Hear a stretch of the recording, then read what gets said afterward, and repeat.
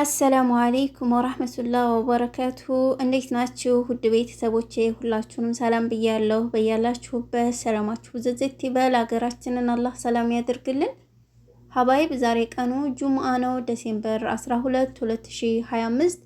በዛሬ በጁምአ የቀን ውሎ 12 ግራም ነጥብ 3 የጆሮ ወርቅና እንዲሁም የወርቅን ዋጋ ይዤላችሁ ብቅ ብያለሁ። ወርቅ ከምላችሁ በላይ በጣም ነው የተወደደው፣ በጣም ጨምሯል። ወደፊት እየገሰገሰ ነው ማለት ነው። እንግዲህ ከሁለት ቀን በፊት ይመስለኛል ቪዲዮ ለቀቄላችሁ ነበር። በዚህች በሶስት ቀን ውስጥ ልዩነቱ ያው እናንተ አሁን ታውታላችሁ ማለት ነው። ቀጥታ ወሬ ያላበዛባችሁም ወደ መጣሁበት አልፋለሁ። ዛሬ 1 ግራም 21 ካራንት በጅዳ 24 ካራንት 525 ሪያል እየተሸጠ ይገኛል። 22 ካራንት 480 ሪያል በመሸጥ ላይ ይገኛል ማለት ነው። 21 ካራንት 456 ሪያል እየተሸጠ ይገኛል። ባለፈ ስንት ነበር ውዶችዬ? 442 እንደዛ እየተሸጠ ነበር። ምን ያክል እንደጨመረ አሰቡት።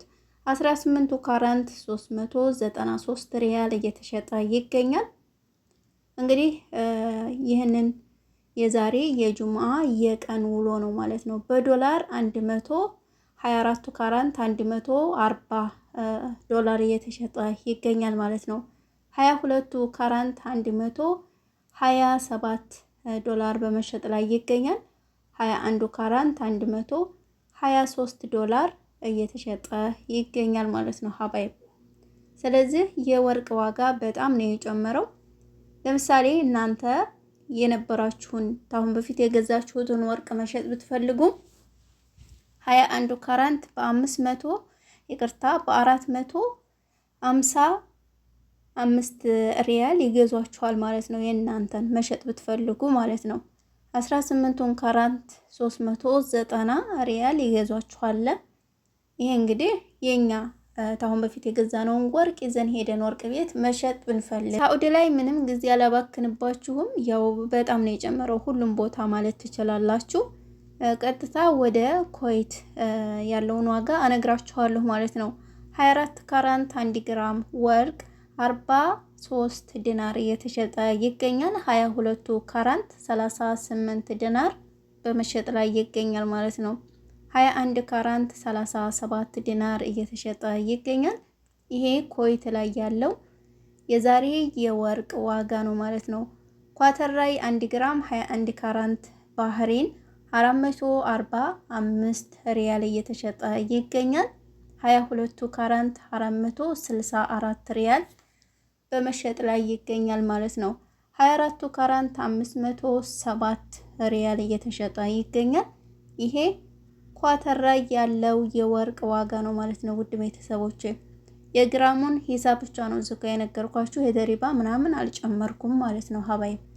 ከዛ በመቀጠል ግን ዛሬ ኢማራት ላይ 1 ግራም 24 ካራንት ወርቅ 512 ድርሃም እየተሸጠ ይገኛል።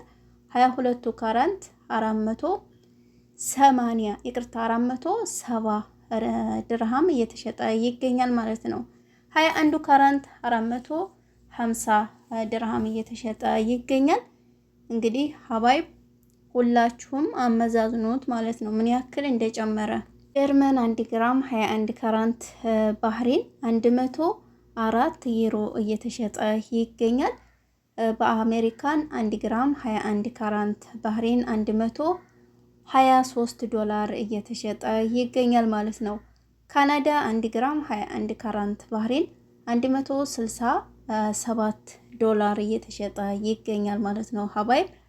ኢትዮጵያ 1 ግራም 21 ካራንት ባህሬን 23500 ሪያል እየተሸጠ ይገኛል።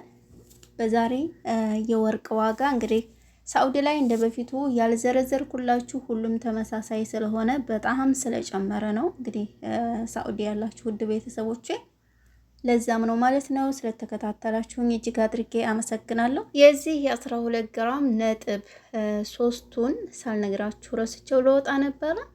ዋጋው 7000 ሪያል ነው ማለት ነው። እንግዲህ የተሰቡት ወይኔ በጣም ነው የጨመረው ወርቅ ከመላችሁ በላይ እና ሄዳችሁት ምን ያክል እንደጨመረ ስለዚህ እጃችሁ ላይ ገንዘብ ካላችሁ ድፍር ብላችሁ ጭክን ብላችሁ ግዙ። ምክንያቱም እየጨመረ ስለሆነ ያው ያኔ አያለድምም ለማለት ፈልጌ ነው ውዶችዬ። ከአሁን በፊት የገዛችሁም ያው በጣም አሪፍ ነው። አሁንም ግዙ ነው የምለው።